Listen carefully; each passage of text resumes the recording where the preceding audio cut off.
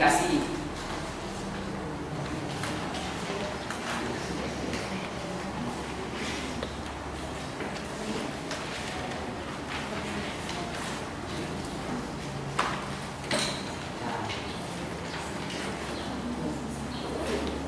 Ini adalah tokoh ilmu komunikasi yang bernama Levin. Beliau lahir di Rusia dan beliau masuk ke Universitas di Jerman di Berlin. Beliau meninggal pada 9 Februari 1987.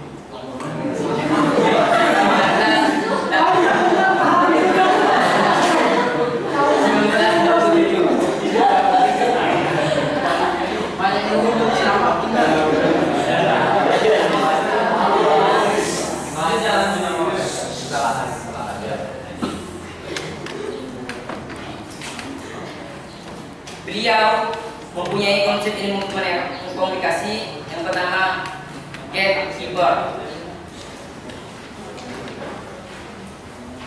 Gatekeeper ini pertama kali diperkenalkan oleh Levin dalam buku Human Relation. Peranan gatekeeper ini yaitu menerima informasi dari sumber ke penerima, seperti dari komunikator ke komunikan. Dan yang kedua, menyeleksi dan menyaring informasi.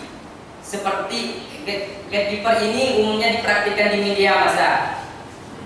Yang ketiga, mengatur arus pesan dan memodifikasinya dalam komunikasi manusia.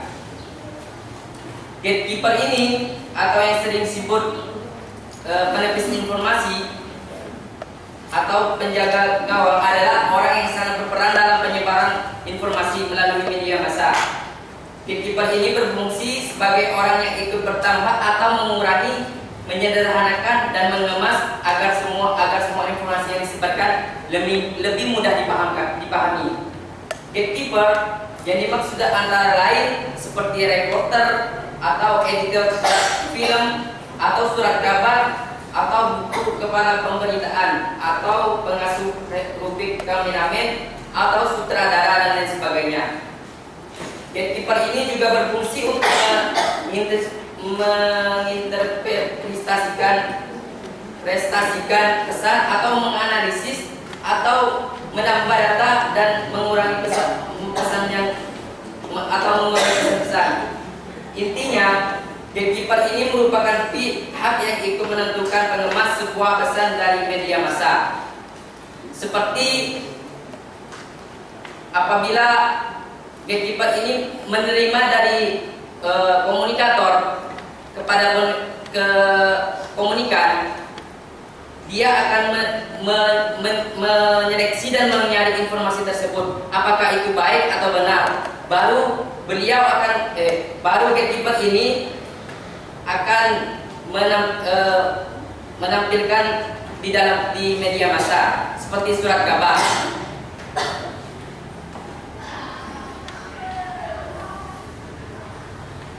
Mungkin cuma ini yang saya bisa sampaikan. Mungkin ada teman-teman yang ingin bertanya atau belum mengerti. Silakan 2 pertanyaan.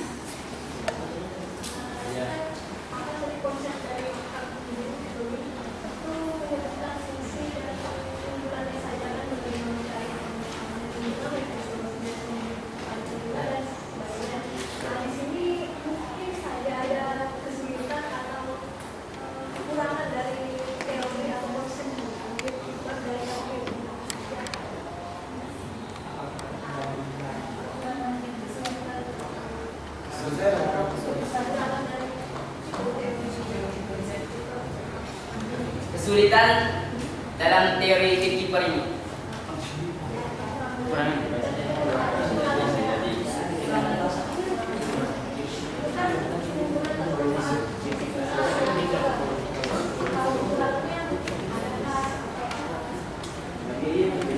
Maaf, saya kurang tahu dari gatekeeper ini. Saya cuma mengetahui keunggulan dari gatekeeper. Mungkin ada teman-teman yang mengetahui dari teori gatekeeper ini.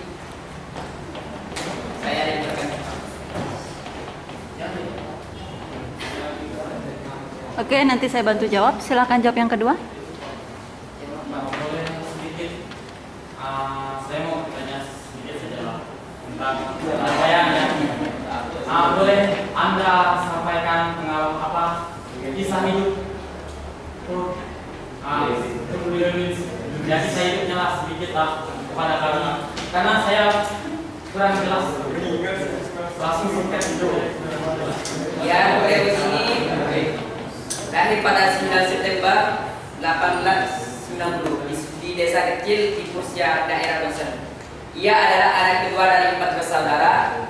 Beliau menyelesaikan sekolah menengahnya di Berlin tahun 1905. Kemudian ia masuk ke Universitas di Freiburg dengan maksud belajar ilmu kedokteran, tetapi ia segera melepaskan idenya ini dan setelah 1 semester beliau belajar di psikologi pada universitas di sana. Setelah pada akhir perang ia kembali ke Berlin sebagai instruktur dan asisten penelitian pada lembaga psikologi. Lewin menghabiskan sisa hidupnya di Amerika Serikat. Ia adalah profesor dalam bidang psikologi atau negeri luar sebagai profesor psikologi pada Badan Kesejahteraan Anak. Pada tahun 1945, Lewin menerima pangkat sebagai profesor dan direktur pusat penelitian untuk dinamika kelompok di Institut Teknologi Massachusetts.